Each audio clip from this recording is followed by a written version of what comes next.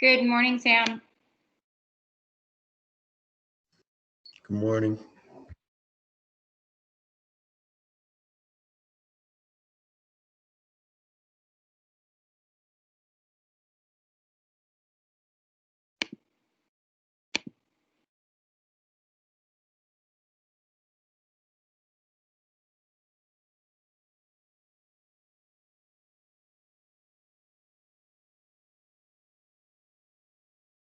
Okay, so today we are going to finish up with our practice of analysis, and then we are going to get started on our censorship group projects.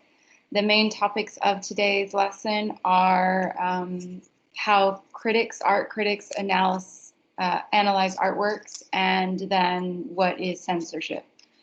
So it's going to be a very short lesson, super short, which should give you guys plenty of time to connect with your group mates, at least the ones that have made it on today, and get started on what you want your project to cover.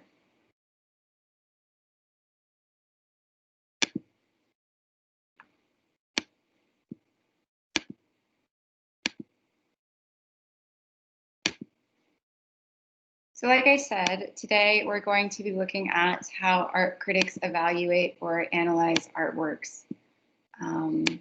It's important to understand why art critics do what they do, because they are usually the ones that help determine an artist's success. So based on what they write in newspapers and things like that, it helps artists figure out what their rate of success is going to be, what's popular with their artworks, what's not popular, and so on and so forth. Let's see if I can fix my screen back. I messed it up. There we go. All right.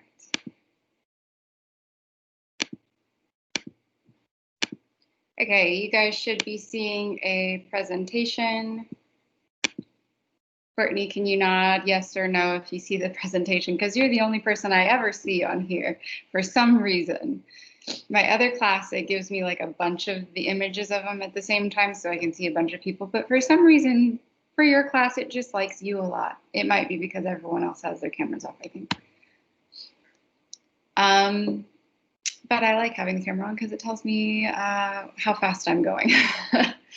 So art critics, like I said, determine whether artworks are going to be successful or not, whether artists are going to be successful or not. And depending on what an art critic says or judges about the artwork, that will in turn either spur on art collectors to invest in that artist or deter them away from investments. So the reason why some artworks are worth millions of dollars and others aren't is because of those art critics. Of course, if they say something's great and you should invest in it, people are going to go out and start collecting that art piece, and it's all about supply and demand.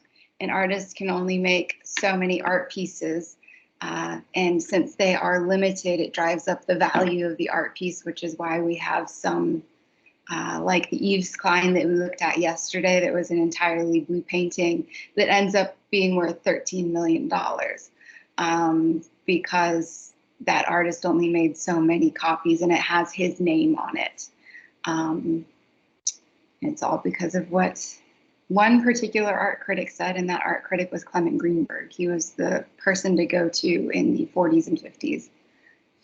Today, it's not just one person making the calls. Say there's a lot of people. But in the 40s and 50s, it was just him. So the three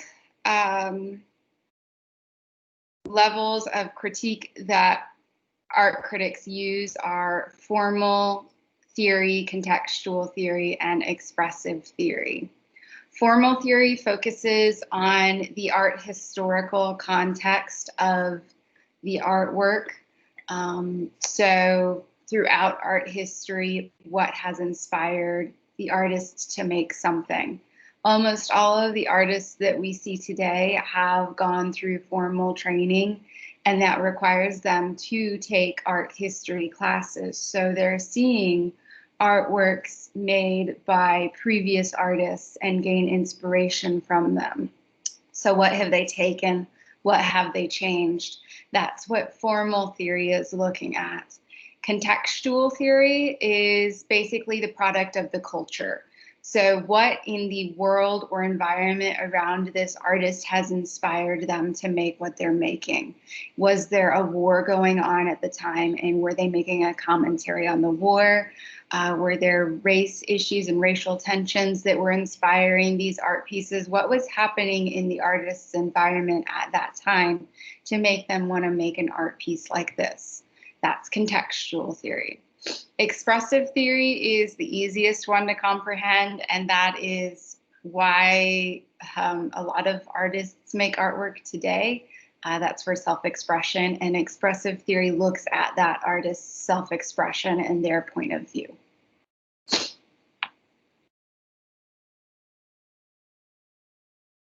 So we're going to start off looking at different examples of all of these theories of analysis, starting with formal theory. Formal theory, once again, looks at the art historical context of an art piece. And we're actually going to take a closer look at a bit of art history in a second with the study of the traditional female nude. For ages and ages and ages in art, for some reason, whatever reason, female nudes keep popping up. They've been popping up since prehistoric times. We're going to look at a piece later on in this class from 75,000 BCE, and it's a naked woman. And people are still making nude women today. So there's a lot of history behind the depiction of nude female bodies. We're going to look at a short video now that kind of delves into that history so we can understand how artists might be inspired to continue producing those female nude art pieces. Because for some reason they just keep doing it.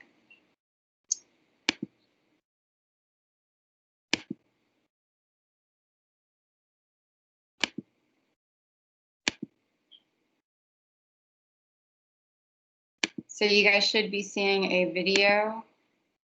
Do you see it? I can't see you anymore, so you'll have to say. Is that Monet Olympia? Yeah. Yes. Thank you. There's a long tradition of the female nude represented in the most erotic, sensuous way, clothed by mythology or clothed by sheer beauty. It's a tradition that goes back to the ancient Greeks and Romans in sculptures, for example, of the goddess Venus modestly covering her body after her bath. And Manet, in this painting that we're looking at here at the Musée d'Orsay, is clearly drawing on those traditions, but doing something radically modern. The immediate model for Manet was Titian's Venus of Urbino, except that he's stripping away the academic technique of the representation of space, of the turn of the body, but he's also stripping away that veil of mythology. And here at the Musée d'Orsay, we can see traditional nudes as Venus painted in a traditional way. Clearly, the images that Manet's Olympia is speaking to. So by academic art, we're talking about the kind of art that was sanctioned by the official academy that was associated with the government of France. It didn't challenge particularly, it satisfied. Well, for a couple of reasons. For one, because it had the stamp of the official state. These were the leading artists of the time that were saying this art is of quality. And so, of course, it had a ready market value. But at the same time, it was art that was formulaic, that was expected. Well, there was an idea that there was a definition of great art, And there was no point in looking for what was new or different, because what great art was self-evident. Great art was based on the classical and the Renaissance. And what someone like Manet is doing is challenging those very established ideas that seemed as natural as the sun coming up in the morning. She's not a Venus. Her name is Olympia, and she looks very much like a real woman in a real apartment in Paris. So wait a minute. So how do you know she looks like a real woman as opposed to a Venus? We don't know what a Venus looks like. Her features are not idealized. They're not perfected. When we look at ancient Greek sculpture or Renaissance paintings of the nude, we have a woman who's perfectly beautiful, and you can see her face is asymmetrical and her lips are a little bit too thin. She doesn't have that perfection. In addition, the representations of the academic artists always show Venus or other nudes in a coy way. This woman is looking directly at us. She is sentient, she is thinking, and she's confronting us, even as we look at her. And so there was a real problem, I think, for the viewers of this painting. There's no way to look at her and pretend that it was about beauty. One was confronted by her sexuality. There was no way to say, I'm just looking at the ideal image of Venus, of the idea of beauty, of here the reality of a nude woman is present. And it's even coarser than that, because this woman was recognized as a courtesan, that is, as a kind of prostitute. The name Olympia was common for prostitutes at that time in Paris. And what we're seeing here is Olympia's servant handing her flowers that presumably had just come from one of her patrons, one of her customers. We must have, as the customer, walked into the room and startled the cat at the foot of the bed, as well as the two figures. And so there is this vulgarity here that really is doing even more than just stripping away the mythology. It's confronting 19th century Paris with its own corruption. When we use the word prostitute, we think of a figure of much lower class. And here we have a woman who's obviously a higher class prostitute. The reaction of the press was pretty vicious. The press said she looked like a cadaver. She looked like she was dead. Manet outlined her in black and hardly modeled her flesh. What's interesting is that some of the caricatures that were made of this emphasize the shadow on her hands and feet, and some of the press actually spoke of her hands being filthy. And it's interesting that those are the only areas where there's significant modeling. Where one would expect to see modeling on the female nude would be in the abdomen, around the breasts. And here Manet's kept that really flat. And you're right, the areas that we do see shadow are unexpected. So the press interpreted her hand as drawing attention to her sexuality, even though nudes for centuries had shown women with their hand placed across their genitals. You mentioned the kind of flatness of her body, and some art historians even said she's a bit of a paper cutout. And Manet, of course, I'm actually going to stop it there, and we're going to take some time to compare these two images right here. So I'm doing this so that I can actually see you guys. So looking at Manet's Olympia done in the mid to late 1800s versus Titian's Venus of Urbino done during the Renaissance period, you can see that it's very, very similar. So what are some of the similarities that you can pick out? The position of their bodies? Yes, they are both reclining nudes. Reclining nudes keep popping up in art history. You'll notice quite a few when we get to the art history section. It was a popularized subject matter for artists to paint and draw. What else do you guys notice that's similar? There's people behind them. Yeah. So each one has people in the background. For this one, it is the Venus's servants. For this one, it is Olympia's helper. And then you'll notice each one has their own curtain. They're on a bed. This one doesn't have the nice window and column like this one does. That refers to Roman and Greek architecture with the column and the window there. because the Renaissance is all about a rebirth of Greek and Roman ideas. So we can see that Manet was, of course, obviously inspired by Titian's Venus of Urbino. When we're looking at formal theory with art criticism, we're looking at connections like this. So what throughout art history might artists have been inspired by? Well, Manet was obviously inspired by Titian. Now, did he do a better job than Titian at his Venus of Urbino, or at his reclining nude, or did he do a worse job than Titian? That's up to the viewer's opinion. Of course, like it was mentioning in the video, though, when Manet first released this painting of his reclining nude, it was not well received by the public. There was a certain formal art rule that was expected for artists to follow, that was set out by the Academy or the School of Arts. And Manet did not follow the rules. Had he followed the rules, it would have probably looked exactly like Titian's Venus of Urbino rather than his Olympia. Any questions about how formal theory works? Once again, formal theory is just looking back at what might have been a precedent for an art piece. No, everyone gets formal theory.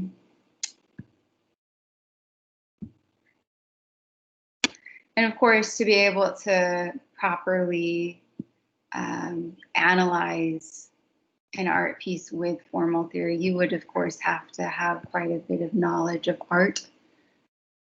And the history, because when I looked at it, I didn't even think about half of the stuff that they were talking about. Yeah. Look, after hearing their explanation, made a lot of sense, especially if you compare the two. The Olympia one, she looks more alert than the other one. Venus is like thrown back, but she's at least kind of lifting up off the pillow. And then if you look at their pets, Yeah.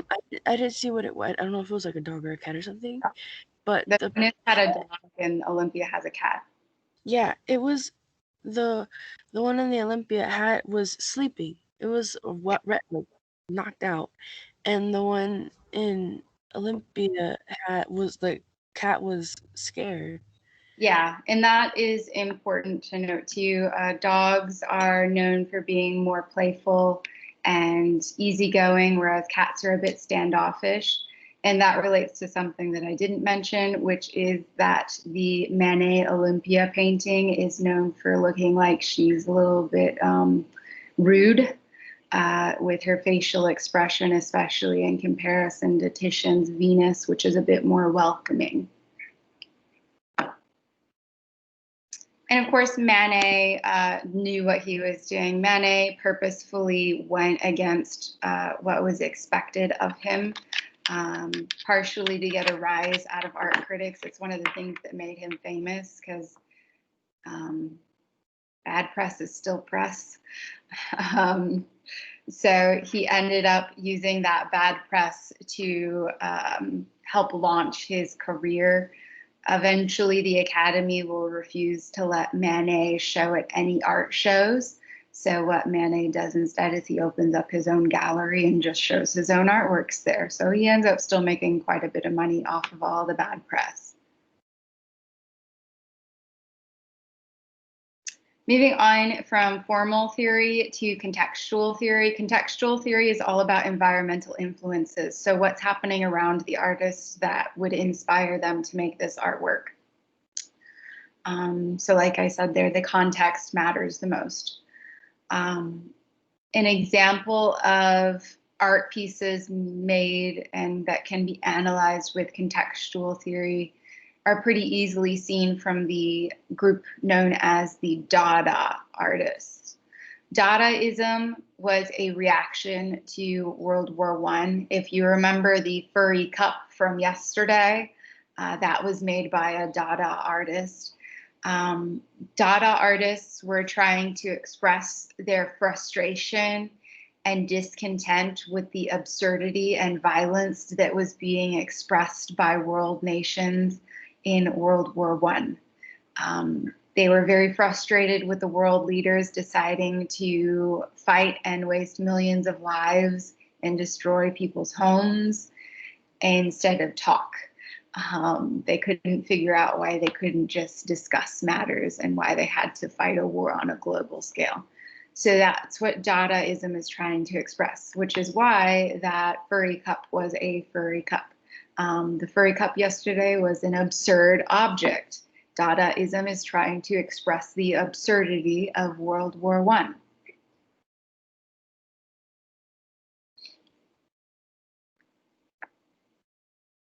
Another example of a Dada artwork is Hannah Hawk's cut with the Dada kitchen knife through the last Weimar beer belly cultural epoch in Germany, and that is the longest title that we will come across in this class. This is a collage of pasted papers. Collage is similar to photo montage that we discussed last week. It's just putting a bunch of different pictures together. You'll notice the word Dada pops up in this collage several times. It's just an amalgamation of random technologies and images of world leaders all thrown together. It's not supposed to be pleasing to the eye. It is supposed to be chaotic. Once again, World War I was a bit chaotic. It was the first war on a global scale. And this was Hannah Hawk's reaction to that. So once again, contextual theory is all about how an artist is reacting to what's happening around them.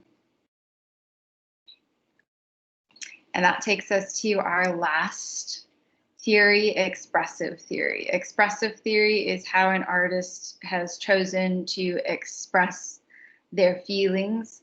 And if we are going to analyze an artwork using the expressive theory lane, then we're going to be looking at an artist's emotions and their thoughts and their feelings.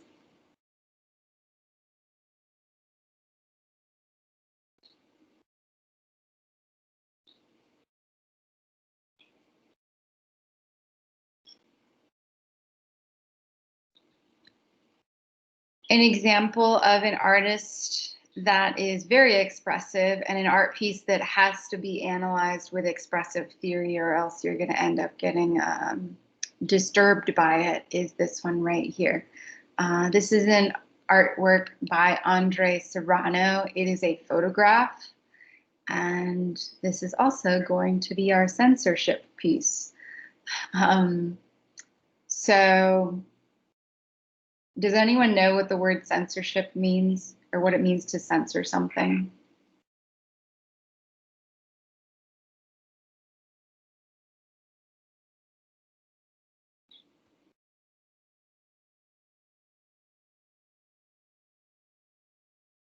If I'm going to censor a Facebook post, what am I doing? You're kind of hiding certain things or different subjects, suppressing things. Suppressing, hiding, or removing or blocking something. So this particular artwork by Andre Serrano was censored, meaning that it was not on public view for a period of time because people were very offended by it. So this is not only our example of expressive theory, but it's also going to be our example for censorship. Looking at it first glance, would you be offended by it personally? No. No, most people aren't. Whenever I ask that question, it's very rare that I come across someone that's offended by it, and usually it's because of religious connotations.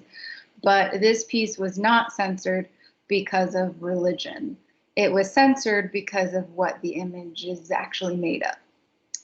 So I mentioned that it is a photograph. It is a photograph of a crucifix immersed in the artist's urine. The actual title of this piece is called Piss Christ. And that is why it was censored. Now are you offended by this piece?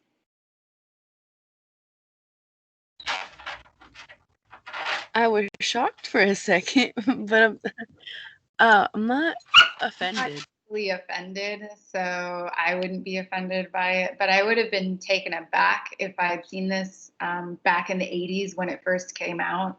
Of course, the 80s, this would have been pretty shocking for people in 87, probably way back then.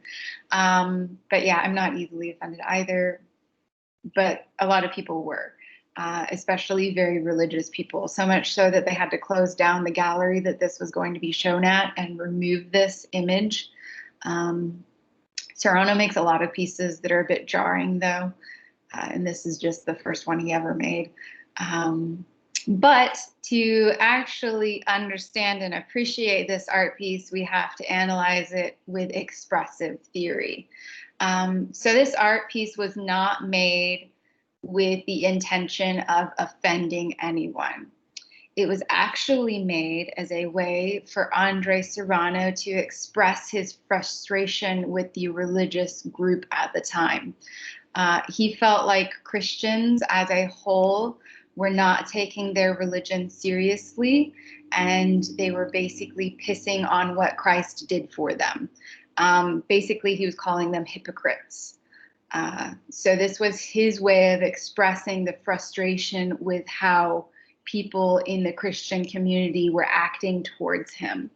He didn't feel like they were being true representations of what Christians are supposed to be. So if we analyze this from expressive theory point of view and understand Andre Serrano and why he made this, it doesn't become offensive at all.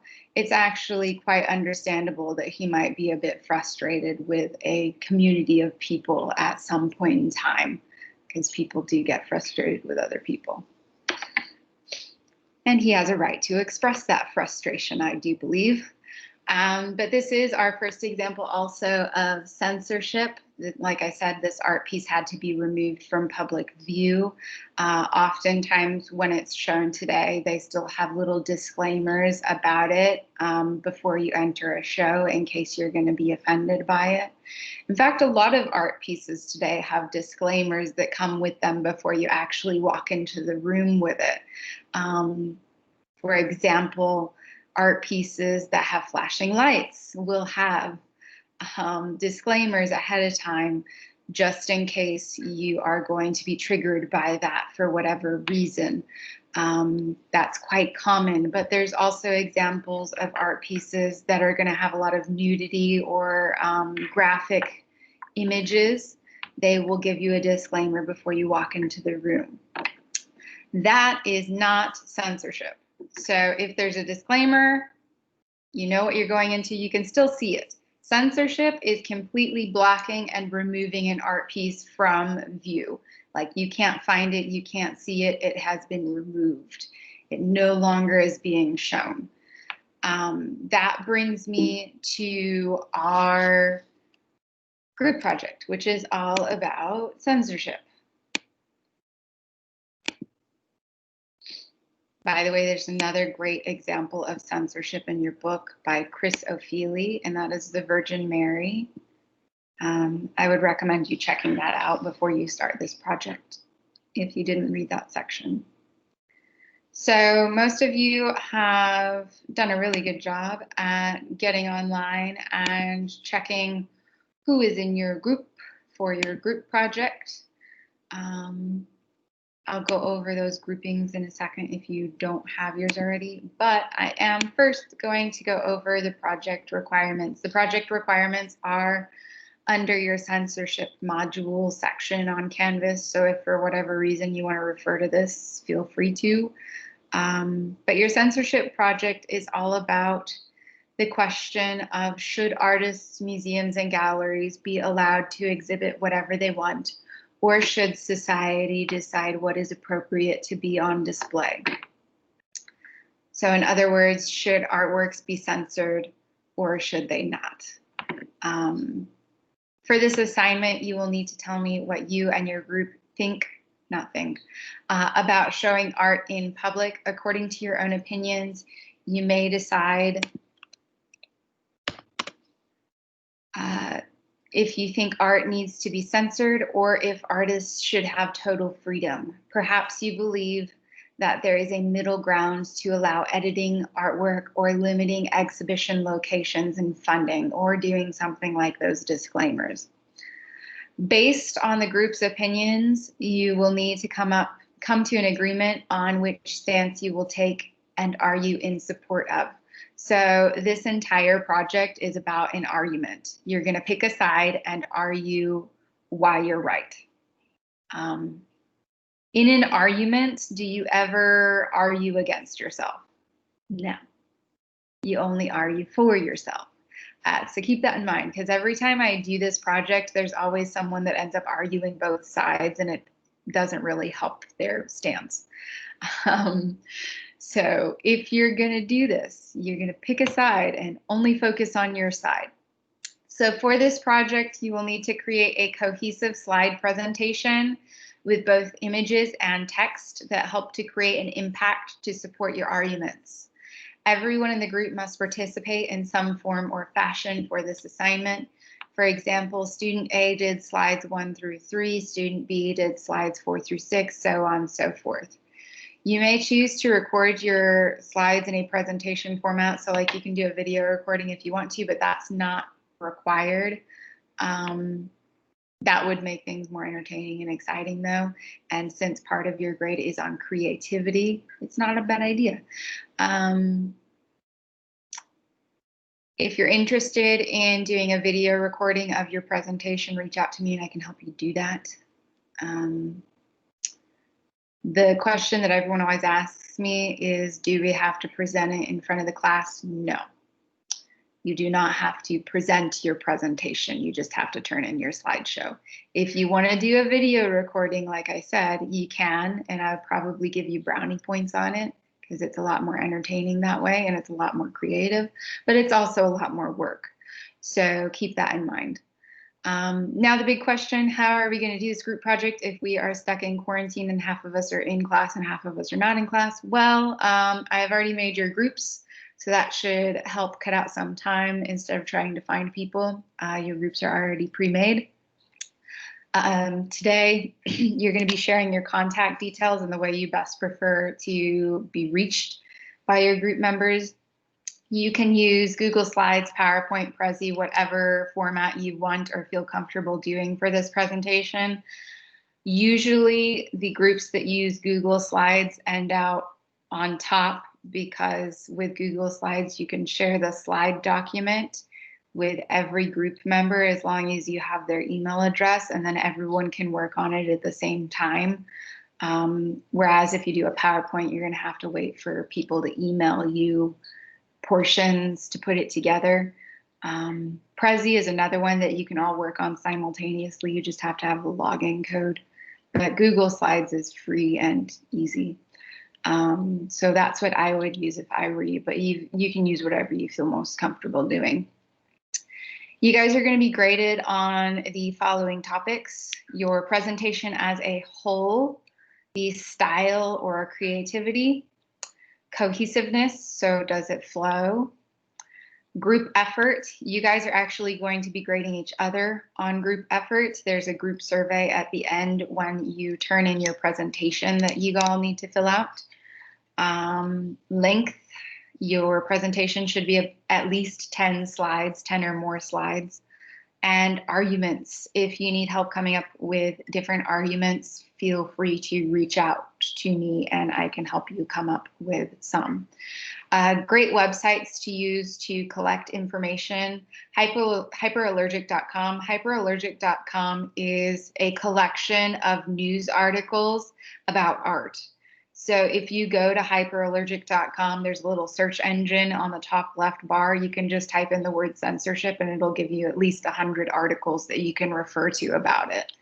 Another one is artsy.net. That's more for if you're having issues finding out titles, artists, dimensions, and where it's located. So more of like basic information.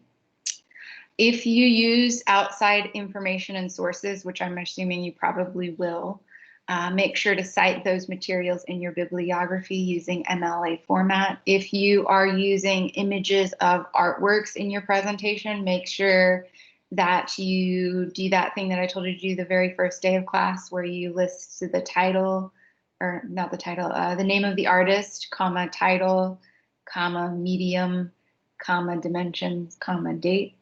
You can just copy the book's format for that if you want. If you don't remember it, you can email me and I can help you. So that is what is required in your group project. First thing that you should do is figure out which side you want to argue. Are you going to be for censorship, against censorship, or are you going to take a middle ground stance? If you're going to take a middle ground stance, you got to come up with a solution that's going to make everyone happy. It is possible, but that's for you guys to decide. Your group has to agree. So I don't want half of you to go one way and half of you go the other way. To do a little democratic vote there, and figure out who's going to do what. As for the groups, if you haven't looked yet, group 1 is Sam, Michael, Armando, Litzy, and Alexa. Congratulations, group 1. You are all here today. That's good news for you. Group 2 is Cameron, Magali, Kenzie, Rayanne, and Fabian. Some of you guys are not on here today, but you're my class. You're my group that all usually meet in person in class. Group 3 is Ethan, Anna, Brittany, and Chase. You guys are all here, I think, except for maybe Anna. And then my 4th group is Sadie, Ty, Courtney, and Corey. You guys are almost all here. And group 5 is Marshall, Victoria, Grace, and Jarek. So what you guys need to do today is share your contact information and pick a side. What are you going to do your presentation over? Is it going to be for censorship, against censorship, or are you going to take a middle ground? So discuss that, maybe spitball some ideas. In the following days throughout until that presentation's due, I'm going to be allotting a bit of class time every single day for you guys to work on your projects. I am going to stick around on Teams every time that happens in case you have a question come up, or if you need advice on an argument. I am going to be on here for you to help you guys out. Are there any questions before I have you guys share your information with each other? Questions? I have a question. Yes. Is there a way in Canvas that you want us to talk to our group, or do we just need to email them? Usually most people decide to text each other. You can email. There's not so much a method on Canvas to do that. A lot of people last semester doing it set up a group text, and they would just group text each other the information as needed.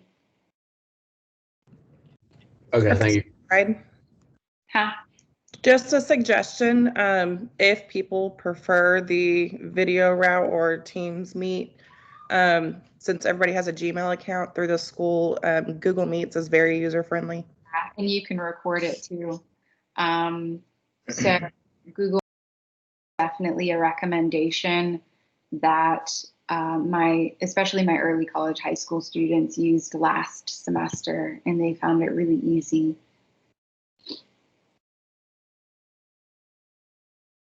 Now, heads up, every time I do this, someone starts emailing me about someone in their group not doing any work. That's why you grade each other partway through.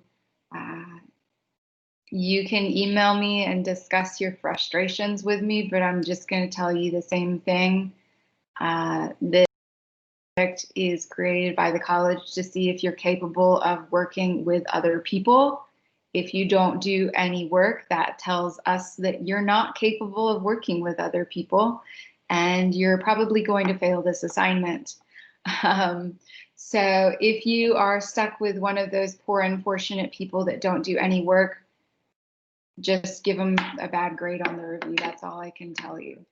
Because every time there's always someone that doesn't do anything and their group members are frustrated, and I understand that because I would be frustrated too. But that's why we are grading each other on this. But like I said, if you're really frustrated, you can reach out to me and we can talk about it for a bit, and maybe we can come up with some solution. If someone in your group is extremely offensive, that's definitely a moment when you should come to me. I have had that happen in the past. It was unfortunate. I had to remove the student and take them to have a discussion with the president. So yeah, like I said, I'm going to stick around on here to help out with questions. I'll be on here until your class ends at 9:20. If you do not want to stick around, you don't have to, but make sure to share your information somehow, some way. If you want me to share it via the chat, those of you that don't have access to the chat, I can. Funny enough, what people that didn't have access to the chat last semester did is they wrote their number on a piece of paper and they held it up to the screen. So push come to shove, we can do that. I can try and field emails quickly through the inbox on Canvas, and we can see how that works. But usually you guys figure it out faster than I can most of the time. So go ahead and start trying to get contact information from people in your group. Now would be the time.